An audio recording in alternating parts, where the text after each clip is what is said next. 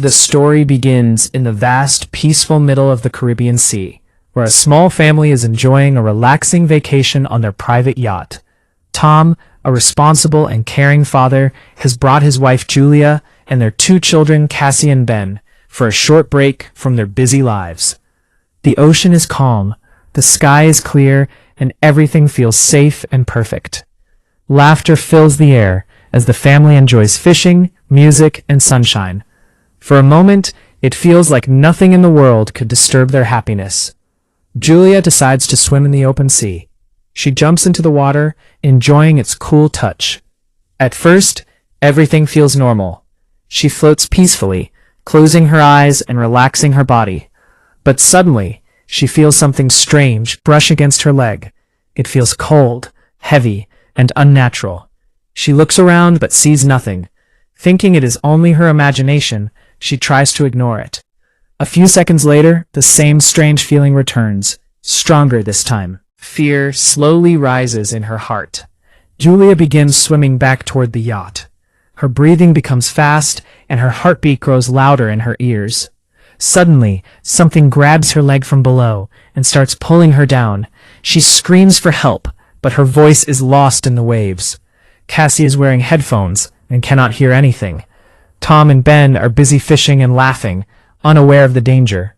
Julia struggles desperately, swallowing water as panic takes over. After a few terrifying moments, Tom notices that Julia is missing. He looks around and finally sees her struggling in the water. Without wasting a second, he jumps into the sea and swims toward her. Using all his strength, he pulls her back to the yacht. Cassie and Ben help lift them both up. Julia collapses on the deck, coughing and shaking. The family gathers around her, terrified and confused. Julia tries to convince herself that it was just strong waves or sea currents. She does not want to scare her children. Everyone decides to move on and enjoy Ben's birthday that night. They decorate the yacht, share food, and sing together. For a short time, happiness returns. But deep inside, Julia feels that something is wrong with the ocean. Later that night, Cassie receives a video call from her boyfriend. He shows her dark, strange clouds covering his city. The call suddenly glitches and freezes. Cassie feels uneasy and tells her parents, but Tom says that the weak signal is normal in the middle of the sea. They try to stay calm, believing everything is fine. Soon, they hear strange sounds outside. When they look, they see a large group of whales passing near their yacht. Tom explains that whales follow Earth's magnetic field, but storms can confuse them. His words sound scientific, but they only increase the family's anxiety. Nature seems disturbed, as if something invisible is changing. Suddenly, the yacht shakes violently. Ben loses his balance and falls. Tom rushes downstairs to check for damage. After a while, he returns with a deep wound on his shoulder. Blood is flowing, and his face is pale. Julia immediately stitches the wound using medical supplies. Tom explains that he felt something massive behind him in the water, but when he turned around, the yacht's propeller injured him. He is sure that something huge was moving near them.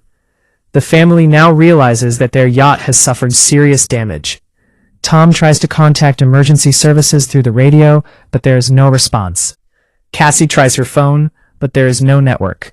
They are completely cut off from the world. That night, the yacht suddenly shuts down. All systems stop working. Darkness surrounds them. Julia hears a weak voice on the radio, but it is unclear and distorted. They cannot understand anything. Tom checks their supplies and tells everyone the truth. They only have food and water for 4 days. If no help arrives, they will be in serious danger. The next morning, something shocking happens. The radar detects strange objects falling from the sky. Soon, massive fireballs crash into the sea and nearby land.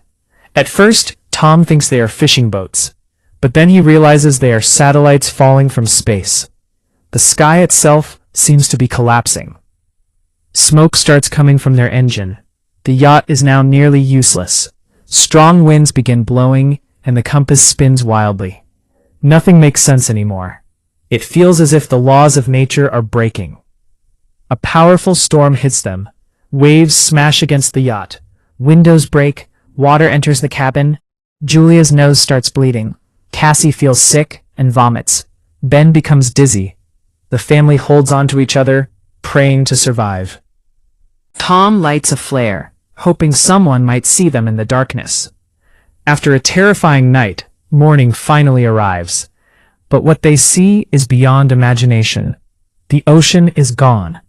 Where there was once endless blue water, now there is only dry land, rocks, and sand. Their yacht is stuck on the ground like a broken toy. The sea has completely disappeared. The family stands in silence, unable to understand what has happened. Cassie checks her phone again. Still no signal. Ben plays with dead insects nearby, showing how life around them is dying.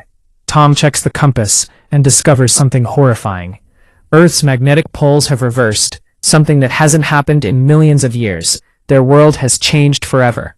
They are no longer on a vacation. They are trapped in a dying world.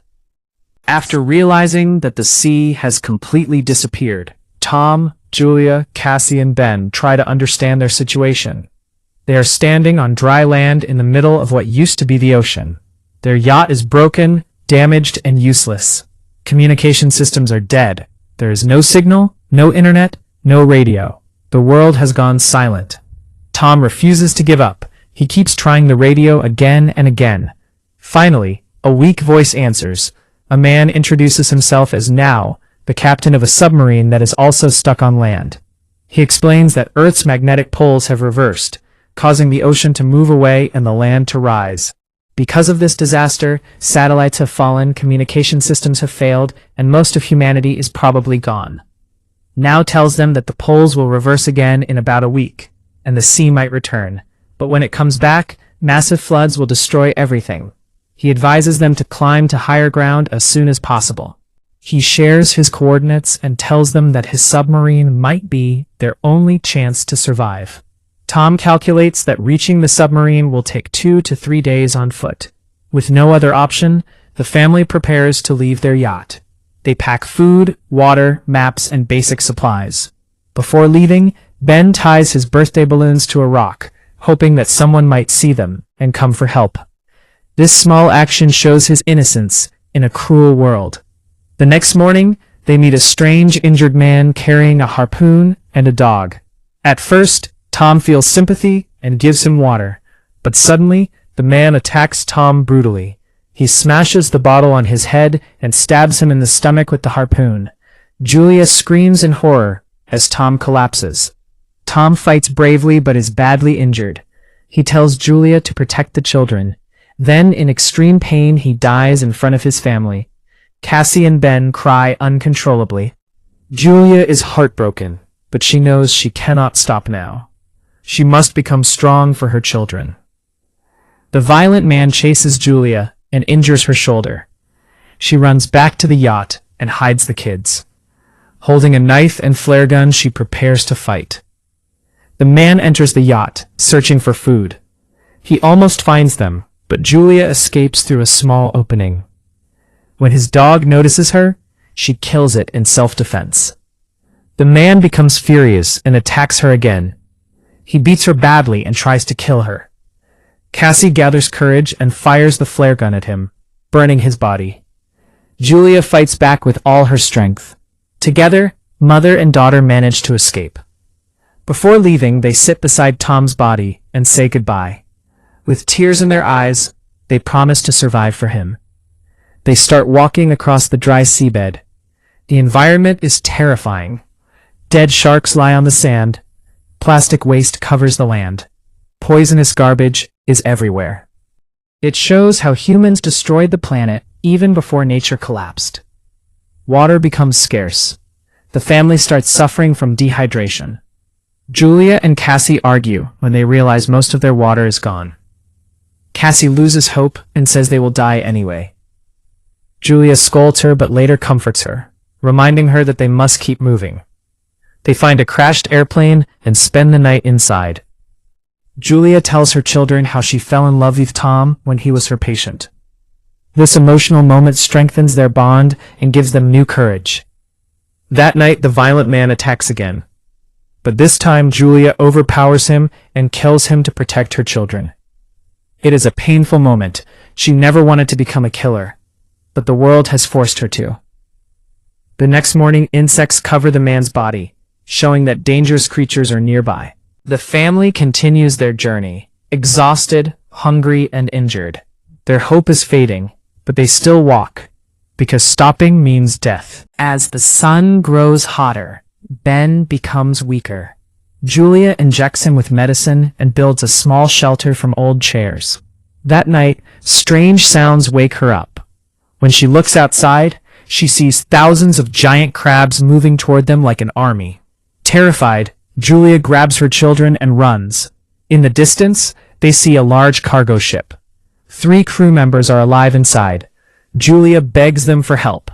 One woman wants to save them, but 2 men refuse. They lock the container and leave the family outside. The crabs attack. They bite Julia's legs as she climbs. Cassie and Ben pull her up. Some crabs enter the container. The crew members try to fight, but are killed brutally. Julia watches helplessly as people die in front of her again. Later, a sandstorm separates her from her children. She wakes up alone and screams their names. Finally, they reunite and find another container. Julia burns her wound with a lighter to stop infection, showing her incredible strength. They discover water bottles, a gun, and a radio. Julia contacts Now again. He tells them that the sea will return sooner than expected. They only have a few hours left. Time is running out. They follow Now's flare signal and walk non-stop. Finally, they see the submarine, but between them and safety lies a dangerous rocky path. A massive landslide separates Julia from her children. Julia tells Cassie and Ben to go ahead without her. Cassie refuses and cries. After emotional arguments, Julia forces them to go, promising she will follow. The children reach the submarine, but it is covered in blood. Now is dying. He tells them that his crew is dead and gives them control of the submarine.